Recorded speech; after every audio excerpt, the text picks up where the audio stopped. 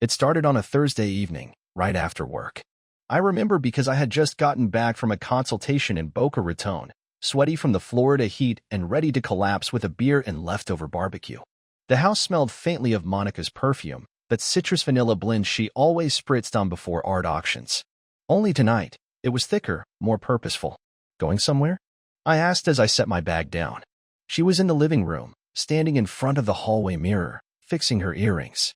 The kind of outfit she wore to a gala black silk dress, heels she couldn't chase the dog in, makeup done like she was trying to sell herself on a billboard. Monica turned her head but didn't meet my eyes. I have plans tonight. I chuckled. That's clear. Who with? She sighed. I wasn't going to do this tonight. But I have to be honest with you, Alex. I'm going out with Nathaniel. That name hit like a drop of acid on open skin. Nathaniel. I said, slower this time. That 27-year-old appraiser from the Bonheur Gallery? She finally looked at me then, bold and glassy-eyed. It's not what you think. It's a confidence date. Just one night. A sound escaped me. Not a laugh, not a gasp, just something ugly. A confidence date? She adjusted her necklace and said it like she was discussing what to order for takeout. We've been married 20 years. Things have gotten dull. And if you love me, you'll give me space to try this. Just for tonight. I stared at her like she had grown horns. If I love you, I'm supposed to just let you go cheat on me? It's not cheating, she said flatly. I told you. It's honest. Jesus Christ, Monica. Are you hearing yourself? She crossed her arms. You've been distant. You spend more time with rocks than with me. Maybe if you don't, I snapped, stepping forward. Don't turn this around like this is my fault. Monica narrowed her eyes. If you're going to make a big deal out of this, maybe we should talk about what happens if we separate. The house. The bank accounts. The kids. My hands were shaking. You're threatening me? No. I'm just saying, she said coldly. You walk away. I'll make sure you walk away with nothing. And I'll take Sophie and Ben with me. Think they'll want to live with a man who overreacted to a night of honesty. She walked out with the click of her heels on tile. Just like that. The door slammed. The silence that followed was violent. I sat on the couch, staring at the wall, letting the truth unravel inside me. That wasn't a marriage anymore. That was a transaction. A power play. And I was done playing. That night, I moved into the guest room. No fight. No screaming. Just a door between us, finally. I opened my laptop. Accessed the private vault fund I'd been quietly growing since before Ben was born. I didn't move anything yet. But I looked at the numbers. I mapped out what was mine, what was ours, and what she wouldn't get to touch. She thought she could come home tomorrow and pretend it never happened. Pretend we'd slip right back into comfort and routine. But the ground had already shifted. She just didn't know it yet. That night, after the kids had texted they were sleeping over at friends' houses and Monica was God knows where doing God knows what, I sat at my desk with the blinds drawn and my hands steady for the first time in hours. I opened our joint bank app, clicked through the tabs until I hit transfer, and sent every dollar that had my name on it to the vault fund. Nothing illegal, nothing shady. Just mine, paychecks, bonuses, consulting retainers. Monica had her own income from the auction house. I left hers untouched. But the rest? No way I was letting it sit there for her to grab when the time came. Next, I called the credit card companies. Canceled the shared ones, the one she used for travel, and the one we kept for emergencies. Opened 2 new ones, both in my name only. Low-profile cards with no reward perks. Just clean, untraceable, and temporary. I changed the passwords to my email, my cloud vault backups, and the encrypted files where I stored work designs. I'd never hidden anything from her before. But that version of me, the one who trusted without limits, he didn't live here anymore. Sleep didn't come easy. I lay in the guest room, staring at the ceiling fan, listening for the sound of her car pulling into the driveway. It was after midnight when I finally heard it. Headlights swept across the window. Then the front door opened. Soft footsteps. The bedroom door closed on the other side of the house. She didn't come to find me, and I didn't go looking for her. In the morning, she walked into the kitchen like it was any other day. Hair damp from a shower. Yoga pants. That same phony brightness in her voice. Morning. Do we still have almond milk? I poured my coffee and didn't look up. You'll need to schedule a full-panel STD test this week. I want the results notarized. That wiped the smile off her face. She laughed, short and bitter. Don't be dramatic, Alex. Not dramatic. Just careful. She leaned against the counter, arms folded. You're not seriously mad about this. You made your choice, I said, finally meeting her eyes. I'm making mine. The kids came home around 11. Sophie went straight to her room with her headphones on. Ben mumbled a quick, "Hey, Dad," and went to play Xbox. Monica tried again later that afternoon. She came into the guest room wearing the old red sweater I used to love, the one she saved for cold nights and movie marathons. She sat beside me on the bed and placed a hand on my knee. "I miss us," she said softly. I didn't move. You don't get to say that the day after screwing someone else. I didn't screw him. It was complicated. No, it wasn't. She frowned. Don't throw away 20 years over a bump in the road. This wasn't a bump, I said. It was a landmine. And you stepped on it with both feet. At dinner, the four of us sat in silence. Sophie pushed her food around her plate. Ben slurped his spaghetti like nothing was wrong. Monica passed the salt like she hadn't just detonated our marriage. But the war had already started. And I had no intention of losing. It started with Sophie. Of course it did. She'd always been closer to Monica, same stubborn streak, same need to be right even when she wasn't. We were cleaning up after dinner a few days later when she cornered me in the kitchen, arms crossed, face tight with teenage indignation. "Why are you being so cold to Mom?" she asked. She told us what happened. I didn't stop wiping down the counter. "Oh yeah? What exactly did she say?" "That she was honest with you. That she told you about the confidence date before anything happened, and you're punishing her for being open." I looked at her then, really looked. She was 17 but already carried herself like she knew the world. Like she had it all figured out. "She said it was just one night," Sophie added. "That it didn't mean anything." I tossed the dish towel onto the counter. "Sophie, I need you to understand something. Telling someone you're about to betray them doesn't make it less of a betrayal. It just means you're selfish enough to want permission for it." Her face twisted. "It's not like she cheated behind your back." "God," I muttered, rubbing my eyes. "Do you hear yourself?" "She said she needed to do it for her self-esteem. And you've been distant." I let out a hollow laugh. "Because I work. To provide for all of you. The house. The school trips. Your braces. Your mom's Pilates classes and weekend retreats. Everything we have, I've broken my back to build. And now she wants to rewrite history and paint me as the villain." Ben appeared in the doorway, hovering awkwardly. "Sophie said it's not cheating if she was honest," he mumbled. "That's not how this works," I said quietly. "That's not how marriage works. You don't get a free pass just because you gave a heads up." "But Mom said you threatened her," Sophie snapped. "She said you're acting like you want a divorce." I stared at the fridge. The magnets. The family pictures. The ones we took in Asheville last year, all of us smiling like nothing could touch us. "She threatened me first," I said. "She said if I didn't accept this, she'd take you too and leave me with nothing."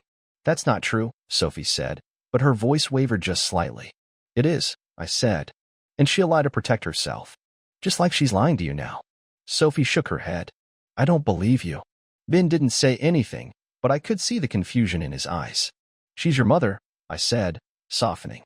"I get it. You love her. But that doesn't make what she did okay. Marriage isn't a test run. You don't get to blow it up and then ask everyone to pretend it's still standing." Sophie turned away from me like she couldn't bear to hear it. "You're just bitter." "No," I said. "I'm broken." She left the room, footsteps heavy, and Ben followed her silently. And just like that, the house felt a little emptier. A little colder.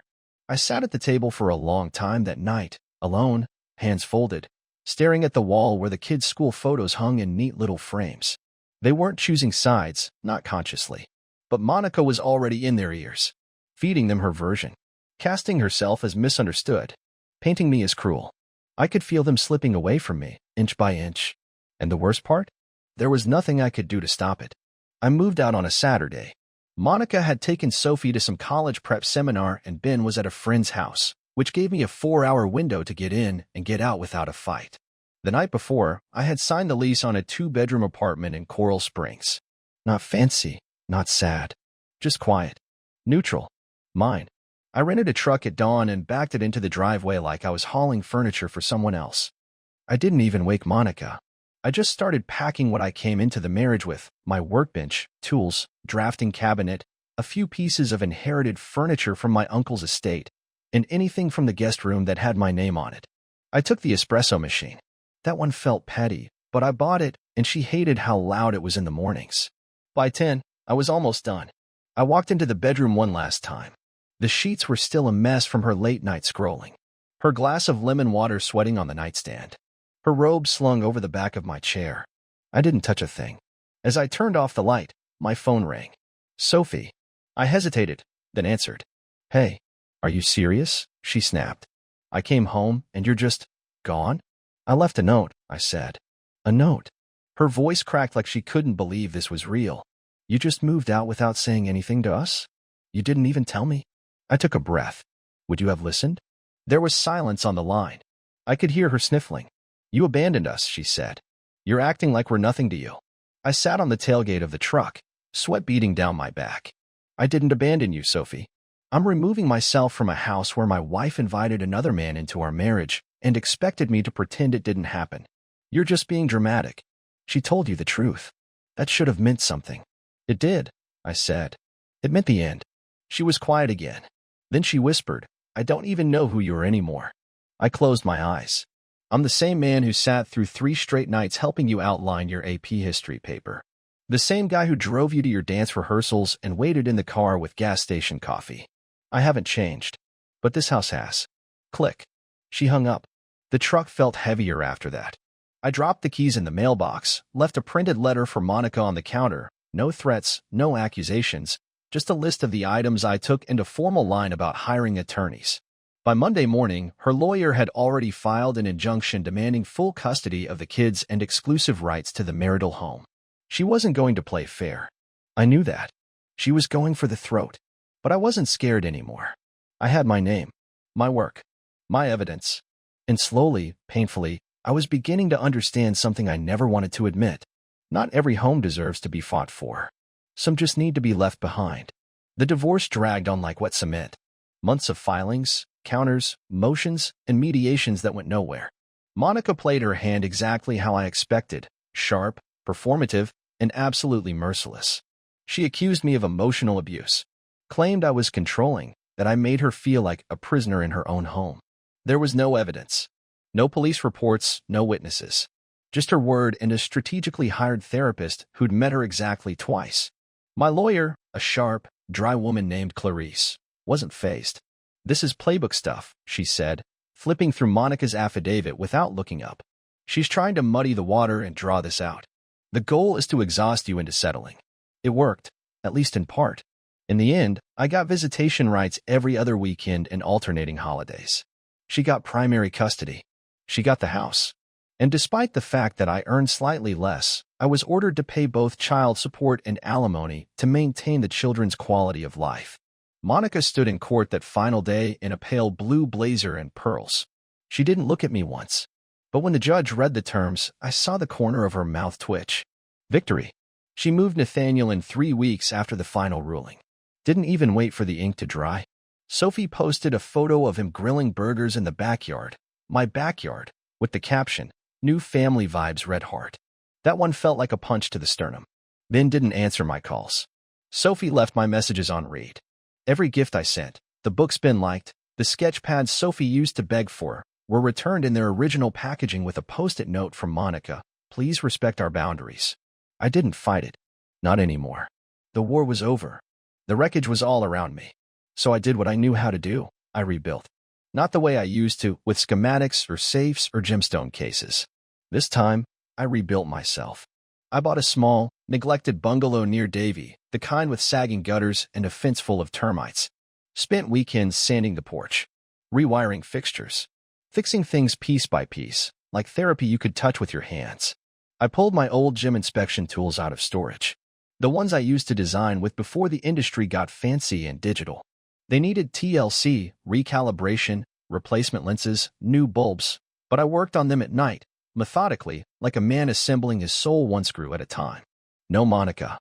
No kids. No noise. Just me, the quiet hum of an old workbench, and the low glow of a single desk lamp. I used to think family meant permanence. That blood and vows guaranteed loyalty.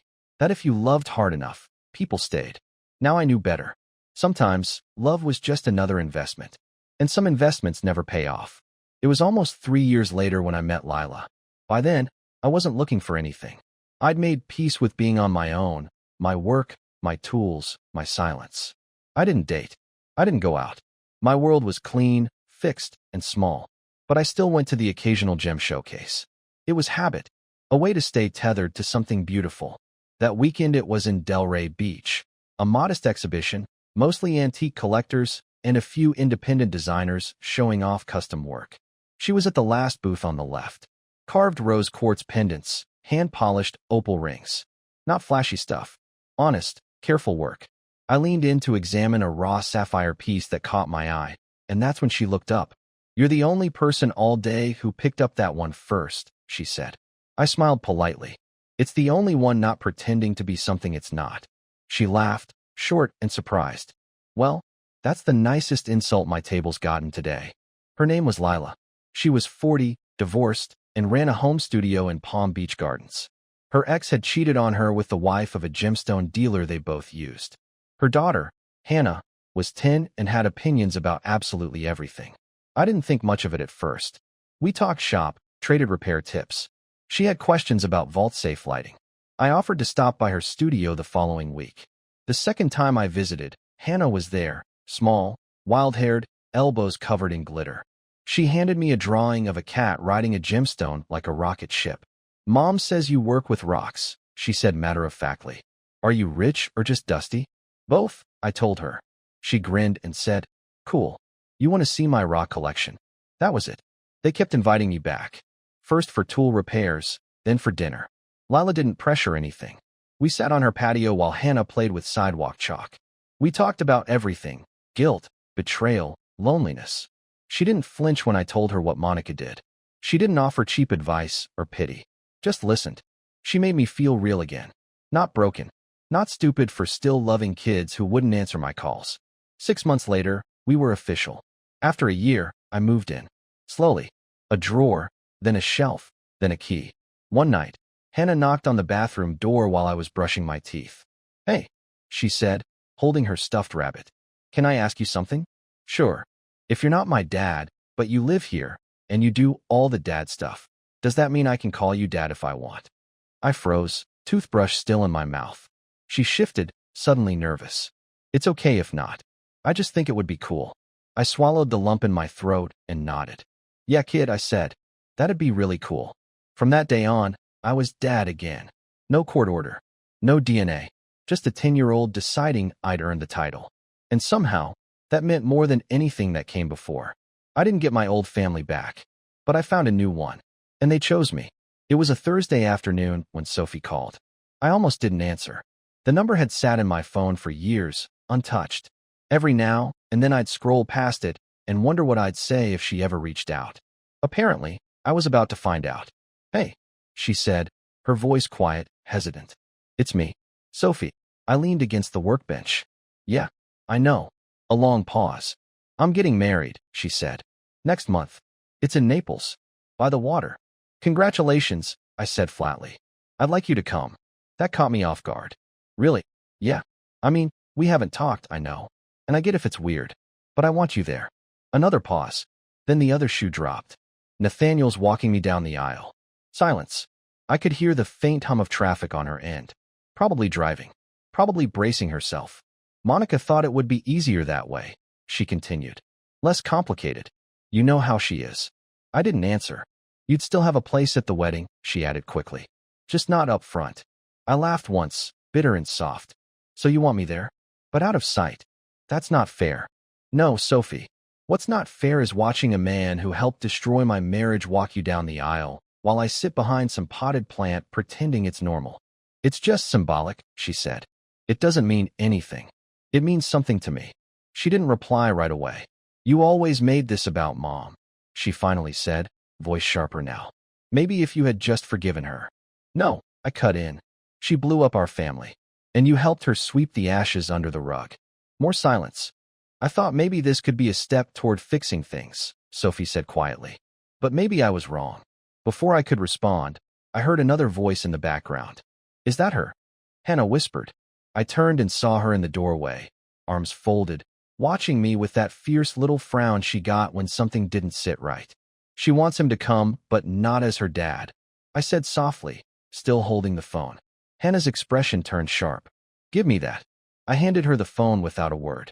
"Hi," she said, her voice clear and unforgiving. "You don't know me, but my name's Hannah. And the man you're talking to? That's my dad." A pause. He doesn't deserve to sit in the back like he's some random guest. He raised me. He's kind and honest, and he shows up. You don't get to call him family only when it looks good in photos. Silence on the other end. You chose your mom's side, I get it. But don't ask him to come and pretend it's fine. It's not. Hannah handed the phone back to me and walked off. The line was still open, but I didn't say anything. Neither did Sophie. After a moment, she hung up. And just like that, the past reared its head. But this time, it had no power over me. Because the daughter I'd earned stood taller than the one I'd lost. I didn't expect to hear from Sophie again. Not after that phone call. Not after Hannah scorched the earth with one brutal truth. But she called again. Not the next week. Not even the next month. It was the wedding day. I was standing in the kitchen, half-dressed, trying to convince Hannah that cereal was not a substitute for lunch, when the doorbell rang. Lila opened it, then turned to me with wide eyes. "It's Sophie," she mouthed.